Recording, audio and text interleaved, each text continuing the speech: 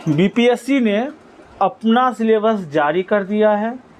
उन छात्रों के लिए जो बेसब्री से सिलेबस का इंतजार कर रहे थे, उन एजुकेटर के लिए जो अनेक प्रकार की भ्रांतियां फैला रहे थे कि सीडीपी ये पूछा जाएगा, ये पूछा जाएगा, वो सभी अब सवाल के जो जवाब थे वो देकर बीपीएससी ने सबके मुंह बंद कर दिए हैं।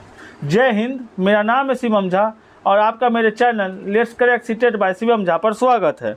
देखिए, अब जो होना था हो चुका, जो करना था किया जा चुका।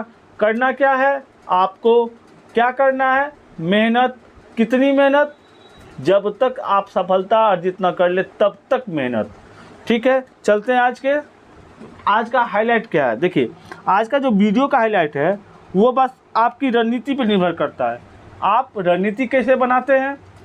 रणनीति जब तक आपका पूर्णतः सफल ना हो जाए तब तक आप बीच में रास्ता नहीं छोड़ते हैं या बदलते नहीं हैं। आप देखिए, अभी क्या है कि अभी कई सारे एजुकेटर हैं, जो यूट्यूब एजुकेटर हैं, जो बहुत नामी गामी हैं, जिनके पास पर्याप्त अनुभव है, जो अपने फील्ड के धुरंधर हैं। किस फील्ड के? सीटेट फील्ड के। आज वो बीपीएससी को भी पढ़ाना शुरू कर दिए। सबसे बड़ा समस्या यहीं पे आके खड़ा हो जाती है कि जो आज तक पढ़ा रहे थे बीपीएससी को, सीटेट को, वो अचानक बीपीएससी के फील्ड में क्यों कूद गए। आप देख लें, समझ लें, तब किसी का भी कोर्स को परचेज करें। ये मेरी सुझाव है आपको जिनसे पढ़ना है, जिनसे अच्छा लगता है पढ़ना, पढ़े, कोई दिक्कत नहीं है। चलिए पेपर 1 समझ गए होंगे अभी तक आपने। 25 नंबर का इंग्लिश होगा, 75 नंबर का हिंदी होगा।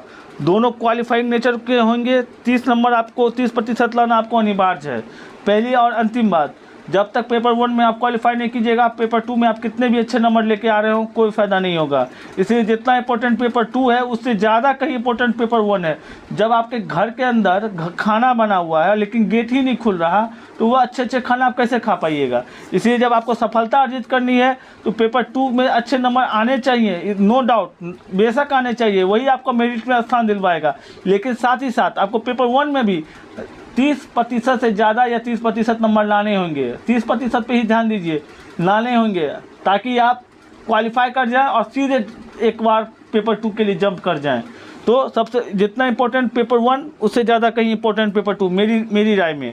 क्योंकि जब तक आप पेपर 2 क्वालिफाई नहीं कीजिएगा, पेपर 1 क्वालिफाई नहीं कीजिएगा, पेपर 2 आपके खुलेंगे नहीं। दूसरी बात, इसमें करना क्या है, हिंदी में जानते ही हैं आप। हिंदी का जो पोर्शन होता है वो उतना भारी नहीं है, उतना आसान भी नहीं है, क्योंकि हमारी जो आपकी जो बोलचाल की भाषा है वो हिंदी है। हम लोग की मातृभाषा भी हिंदी है। बिहार हिंदी पट्टी क्षेत्र के अंतर्गत आता है। तो इसीलिए आपको करना मेहनत कहाँ पे होगा, आपको करना होगा वाक्य शुद्धियाँ पे। आपको मेहनत कहाँ करना होगा, संधि विच्छेद पे, मुहावरों पे, रिक्त स्थान की पूर्ति पे, सेंटेंस रीअरेंजमेंट पे, सेंटेंस एरर पे, इस सब पे आपको थोड़ी मेहनत करनी होगी, थोड़ा देखना होगा। इंग्लिश के में भी वही होगा, छोटा सा पैसेज होगा, उससे सवाल हो सकते हैं, फिल इन द ब्लैंक्स हो सकते हैं, रैपिड फिलर हो सकते हैं, या फिर आपको फ्रेज हो सकते हैं, वन वर्ड सब्स्टिट्यूशन हो सकते हैं, एरर हो सकते हैं। सभी समझ लीजिए कि आपको बेसिक जानकारी होनी चाहिए इंग्लिश की, ताकि जैसे अगर आप समझ सकते हैं कि आप शुद्ध हिंदी पढ़ सकते हैं, समझ सकते हैं, वो आपका उसी की आपकी परीक्षा ली जाएगी। आप हिंदी और इंग्लिश दोनों मिलाकर 30 नंबर लाएंगे, लेकिन चेयरमैन ने बता दिया है कि हिंदी इतने भी आसान नहीं होंगे कि आप इंग्लिश को स्किप कर हिंदी में ही 30% नंबर ले आएँ। इसलिए हिंदी को भी आप हल्के में ना लें। अब चलते हैं पेपर 2 पे। पेपर 2 देख लीजिए फॉर प्राइमरी स्कूल टीचर के लिए। देखिए, इसमें जो होगा it of the elementary mathematics और मेंटल एबिलिटी, जिसको हम रीजनिंग के नाम से जानते हैं, ये सब ऐसा पोर्शन है जिसमें आपके 100% एक्यूरेसी के साथ 100% रिजल्ट होने चाहिए, नंबर आने चाहिए। अगर इस दोनों टॉपिक से अगर 20 सवाल पूछे जाते हैं तो 19 से कम का गुंजाइश ही नहीं बनता, क्योंकि इसमें नेगेटिव मार्किंग है।